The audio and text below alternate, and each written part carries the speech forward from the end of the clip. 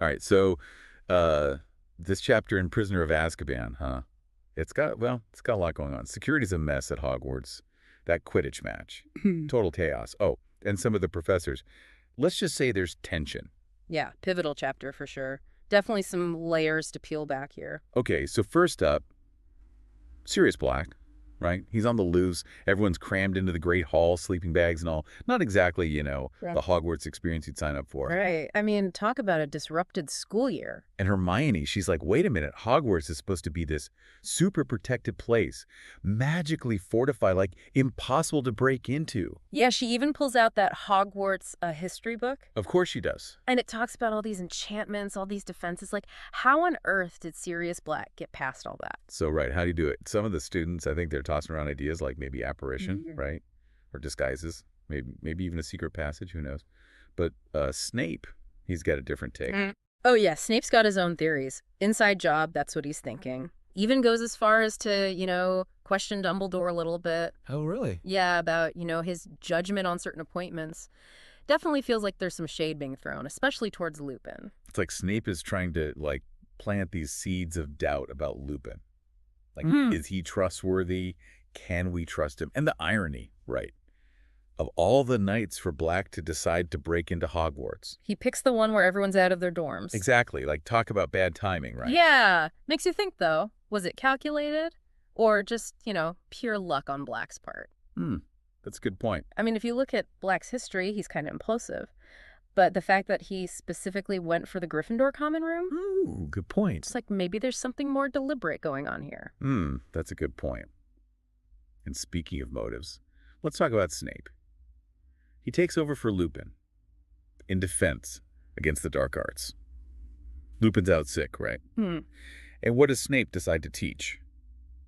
Werewolves. Yeah, that was... Interesting. It was like pointed, Yep. given. Well, yeah. Oh, absolutely. It's not subtle at all. I mean, he picks a topic that's, directly connected to Lupin's condition, and then there's his teaching style. Way harsher than usual, especially towards Harry, Ron, and Hermione. It's like he's almost, trying to use this as a way to expose Lupin. Make the students question him. Yeah, is he even safe to be around kind of thing. Exactly. And remember, this isn't the first time Snape has gone after Lupin, especially when Harry's involved. Oh, right. It's like he sees this as an opportunity to, take a swing at both of them. Yeah, like two birds, one stone. Exactly. Yeah. Okay, so let's talk about the Quidditch match now. You've got Gryffindor versus Hufflepuff, conveniently. Slytherin's injured. Sure. And there's this massive storm going on. Like, Harry can barely see anything. Yeah, that Slytherin injury, that timing's a little suspicious, don't you think? Right. Like, are they really scared of the weather? Or maybe of Gryffindor. Maybe of Harry. Right. Could be. But thankfully Hermione's there. Ever the resourceful one. Yep. Quick thinking with that impervious charm, right? Keeps Harry's glasses clear despite the downpour. Saves the day, right. But then Harry's about to catch the snitch, and oh boy, a giant black dog just appears in the stands. Talk about spooky. Yeah, I mean, that's not a good sign, right? No, not in the wizarding world. Remember the chapter's title, Grim Defeat? A black dog. That's bad news. It's a grim, often seen as an omen of death. Oh, wow, I didn't know that. Yeah, it's a whole thing. And, we've got Sirius Black. He can turn into a dog, right? Makes you wonder. Oh, good point. So giant black dog shows up, everyone's freaking out, and then bam, Dementors decide to crash the party. Oh, yeah, as if things couldn't get any worse. Right. They just swarm the field, and poor Harry's, overwhelmed. He starts reliving this horrible memory, falls right off his broom. Dumbledore has to, swoop in to save the day. Yeah, Dumbledore was not messing around. You could tell he was furious those Dementors were even there. He is intense, right? You don't see Dumbledore get that riled up very often. It shows you how dangerous those Dementors are. I mean, yeah, they were scary. But Dumbledore practically banished them. That's a pretty extreme reaction. Exactly. It's a big deal. They're not just, creepy and depressing. They can really mess you up emotionally and physically. And for Dumbledore to forbid them from Hogwarts, that's some serious magic at play. And you can tell they, really got to Harry. That memory he had, all those voices, that feeling of despair, that's more than just, normal fear. Right. It's like they tapped into something deeper, something connected to, his parents' death, like some kind of hidden trauma. So the match ends. Gryffindor loses Harry's first ever defeat, which is a big deal. The Nimbus 2000 is toast, thanks to the Whomping Willow.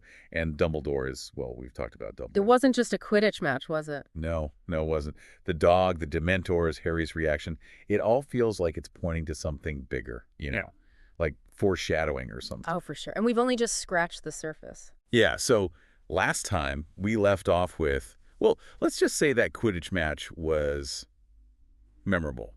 Gryffindor lost, Yeah. Harry's first defeat Right. ever, and that Nimbus 2000, Whomping Willow took care of that. Poor Oliver. I thought he was going to have a heart attack right there on the pitch. I know. He was devastated. But yeah, it was more than just a loss, right?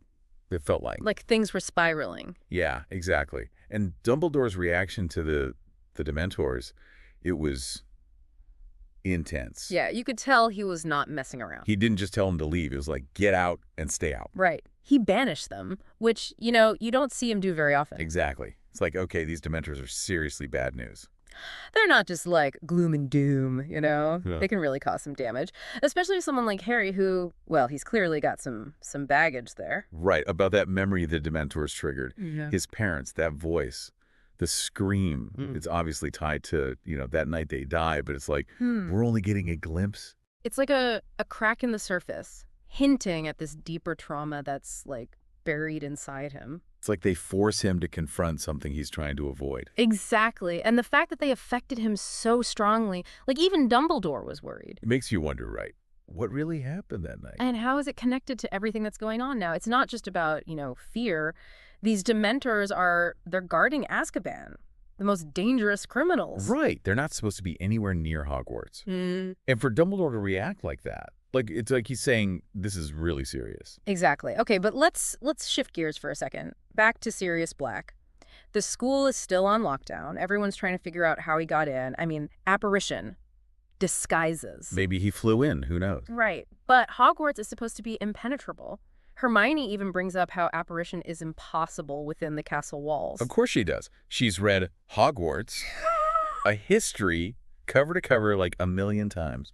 Exactly. And then there are the Dementors. They're guarding every entrance. And then you've got Filch. He's supposed to know all the secret passages. So, seriously, how did Black get in? Even Dumbledore tells Snape he has a bunch of theories. Each as unlikely as the next, right? Yeah. But naturally, Snape has his own ideas, doesn't he? Of course. Inside job, that's what he's thinking. And he doesn't hesitate to point fingers. Oh, really? At who? Well, let's just say he implies that maybe, Dumbledore's judgment isn't as sharp as it used to be, especially regarding certain appointments. You mean Lupin? Maybe. But Dumbledore shuts that down pretty quickly, defends his staff, says he trusts them completely. Okay, so life at Hogwarts goes on, right? Well, as much as they can with Sirius Black on the loose. Yeah, they replaced the fat lady with Sir Cadogan, who, by the way, is a bit of a loose cannon himself. Constantly changing the password, challenging people to duels, not exactly helping the stress levels. It's like even the simple things, like getting into your common room, have become this ordeal. And poor Harry. He's public enemy #1 now.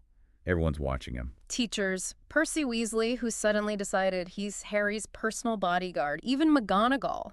I know. Talk about pressure. I mean, I get it. They want to protect him. Right. He's Black's target. But it's a lot for a 13-year-old to handle. And then you've got Snape. He's basically having a field day with Lupin gone. I mean, he's the temporary defense against the dark arts teacher. And he's being Snape. Focusing on werewolves, naturally.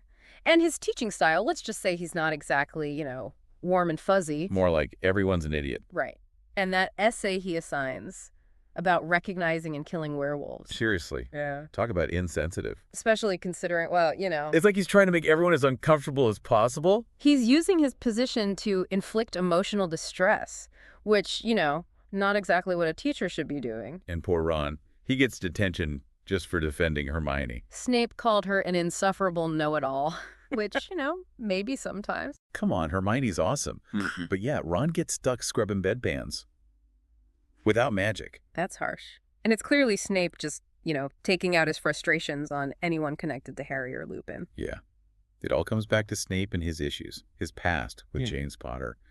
And probably Lupin, too. It's like he can't let it go. It's like he's letting his past control him, Yeah. And it's affecting everyone around him. Okay. So we've got a school under siege, a Quidditch team that's falling apart, a terrifying memory haunting Harry, and a professor who's, well, being Snape. What's next? What's next is we try to figure out what it all means. We've got all these pieces, right, but how do they fit together? All right, so here we are, the final part of our deep dive into this chapter. We've talked about a lot, right? Sirius Black breaking in, that crazy Quidditch match, and of course Snape versus Lupin. But now it's like, what does it all mean? Right. It's like we've got all these puzzle pieces scattered around. Now we've got to figure out how they fit together. Exactly. And I think a good place to start is, well, Harry. Mm-hmm. And that memory the Dementors triggered, his parents, that cold voice, the scream. I mean, it's clearly something really traumatic, even though we don't have all the details yet. It's like, yeah, just seeing the tip of the iceberg. That memory, it's like a crack in the surface, hinting at this much deeper trauma that Harry's carrying around. And it's not just any trauma, right? It's connected to the night his parents died. Yeah. And the way the Dementors affected him, it was like way worse than anyone else. Even Dumbledore was like, whoa, okay, this is bad. I mean, he had to step in. Right. Like that was a big deal. So it makes you wonder, right? What really happened that night? Yeah, and how is it connected to everything that's going on now? Because those Dementors, they're not just, sadness and gloom. They guard Azkaban, the most dangerous wizards and witches. And they're at Hogwarts, which is... I mean, that's not supposed to happen. Exactly. Dumbledore knows how dangerous they are. And for him to react like that, he's sending a message. This is serious stuff. Okay, but what about Snape? I mean, he's basically using this whole situation to, torment Harry and undermine Lupin. Is he really just that much of a jerk? Or Snape's a complicated guy. His motives are, well, they run deep. The animosity towards Lupin is obvious, but it feels like he's trying to do something more. Like, maybe discredit Lupin. Do you mean, expose him as a werewolf? Possibly. Or maybe even just make him look incompetent, Dangerous to the students. See, Dumbledore, I told you we shouldn't have hired him. Right. Or maybe it really is just personal, some kind of deep-seated resentment stemming from their past. Their shared past. It's all very suspicious. Especially that essay he gives them about identifying and killing werewolves. I know, right? That was not cool. Especially with Lupin, It felt like he was deliberately trying to... humiliate him. Yeah. Or at least make everyone really uncomfortable, which, again, not something a teacher should be doing. It's like he's using his authority to just, inflict emotional pain. Yeah. Okay, so let's try to put it all together. We've got a potential threat in Sirius Black. Harry's haunted by this mysterious past. And Snape's motives are... well, we've talked about Snape. So where do we go from here? What have we learned? Well, I think one of the biggest takeaways is that we're only seeing part of the story. There are all these little clues, these hints, and it's up to us to, connect the dots. Exactly. And I think paying attention to those details is going to be crucial as we move forward. Why is Harry so drawn to the Mirror of Arised? What's the deal with the Patronus charm? These things might seem unrelated, but they could be really important. It's like we're playing detective, right? Looking for clues, trying to piece together the bigger picture. Yeah. And remember, this is just the beginning. Everything that's happening at Hogwarts, it's all building towards something bigger, a battle between good and evil. And Harry, he's right in the middle of it. So much to think about. Well, that's about it for our deep dive into Hogwarts Under Siege. Thanks for joining us. Until next time.